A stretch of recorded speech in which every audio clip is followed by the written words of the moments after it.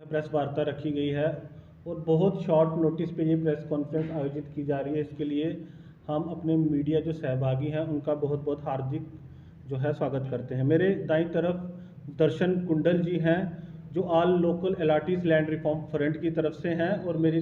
बाईं तरफ comrade Suresh refugee जी हैं जो खिदमतगार संस्था से हैं। हम संयुक्त रूप से प्रेस वार्ता इसलिए कर रहे हैं क्योंकि ये रोशनी एक्ट को लेकर बहुत गंभीर जो विषय है, खासकर आरएसपुरा के लिए जो चिंता का विषय बना हुआ है उस पर बात करना चाहते हैं। मोटे तौर पर रोशनी एक्ट के बारे में बताएं कि ये 2001 में फारूक अब्दुल्ला की जब सरकार थी तो ये एक्ट लाया गया, यानी कि ये सरकार द्वारा एक्ट जो था वो आया, और इसकी जो कट ऑफ डेट थी ये 1990 थी। बाद में ये कट ऑफ डेट 2004 हुई। उसके बाद 2007 में जब कांग्रेस और पीडीपी की गवर्नमेंट थी तब इसकी कट ऑफ डेट 2007 तक बढ़ाई गई।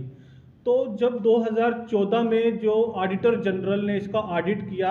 और बताया कि इससे 25,000 करोड़ रुपया जो अर्न करने का टारगेट था, पर महज 76 करोड़ रुपया इससे जो अर्निंग हुई, यानी कि जो ऑडिटर जनरल ने कहा कि ये बहुत बड़ा इसमें घपला है। और जब ये जो केस है जो जब हाई कोर्ट में गया तो हाई कोर्ट ने पूरे के पूरे रोशनी एक्ट को खारिज कर दिया। अब सवाल ये बनता है कि अगर पूरा का पूरा रोशनी एक्ट खारिज करने का सवाल इसलिए नहीं बनता कि सरकार जो है एक एक्ट बना रही है, उस एक्ट के तहत लोगों ने जो है पैसा देकर जमीनों की मालिकियत अपने नाम कराई। मैं आपको बता दूं कि आरएसपुरा की बात करें तो 11,000 कनाल जो जमीन है ये रोशनी एक्ट और जो घास चराई जमीनें हैं वो थी, जिसमें 6,000 कनाल जमीन का जो लोगों ने पैसा जो है वो चुकाया है। अब जब हाई कोर्ट ने ये खारिज कर दिया तो जो लोगों ने इस पर मकान बनाए हुए थे, जो लोग इस पे जमीन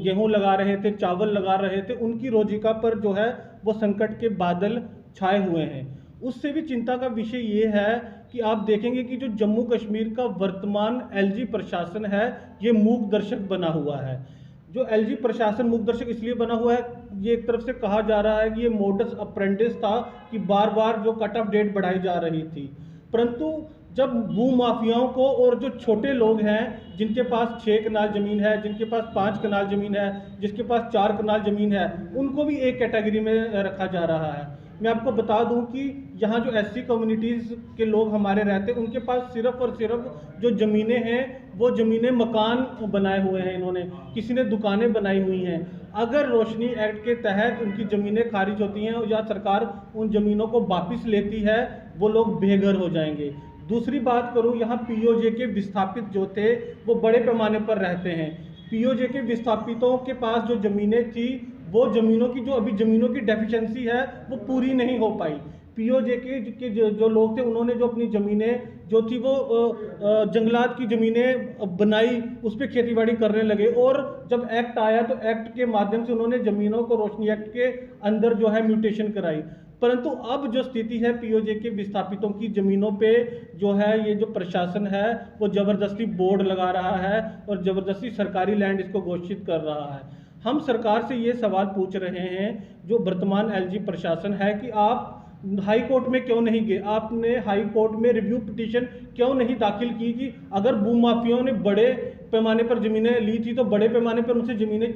छुड़ाई जाएं। अगर जो छोटे जो लोग थे, किसान थे या जो लैंडलेस लोग थे जिनके पास घर नहीं थे, 1 कनाल 2 कनाल या 6 कनाल ज़मीन उन्होंने रोशनी एक्ट के अंडर अपने नाम करा दी, तो उनको क्यों तंग किया जा रहा है। तो साफ तो रोशनी एक्ट के माध्यम से बाहर कर सकता था, यानी उनको राहत दे सकता था, तो ये राहत उनको नहीं दी जा रही। आज की जो प्रेस जो कॉन्फ्रेंस है इसका मुख्य उद्देश्य यही है कि जो पीओजे के विस्थापितों के पास है, जो लोकल एलाटी को छोड़ देना चाहिए, उन जमीनों को वापस नहीं लेना चाहिए। जो भू माफियाओं के पास जमीनें हैं जिन्होंने बड़े पैमाने पर हजारों कनाल जमीन जो है वो कब्जाई हुई है, उस जमीनों पर जो सरकार है ये जरूर उनसे वापस ले, परंतु सरकार को ये चेतावनी भी है कि आरएसपुरा जो बेल्ट है यहाँ किसान रहते हैं, रिफ्यूजी रहते हैं, लोकल एलाटी रहते हैं, यहाँ लोगों को तंग नहीं किया जाए, क्योंकि ये लोग हैंड टू माउथ लोग हैं, रोज कमाते हैं, रोज खाते हैं, व्यापार के बड़े पैमाने पर साधन नहीं है। कोविड के बाद बिजनेस ठप पड़ा हुआ है। अब ऐसी कौन सी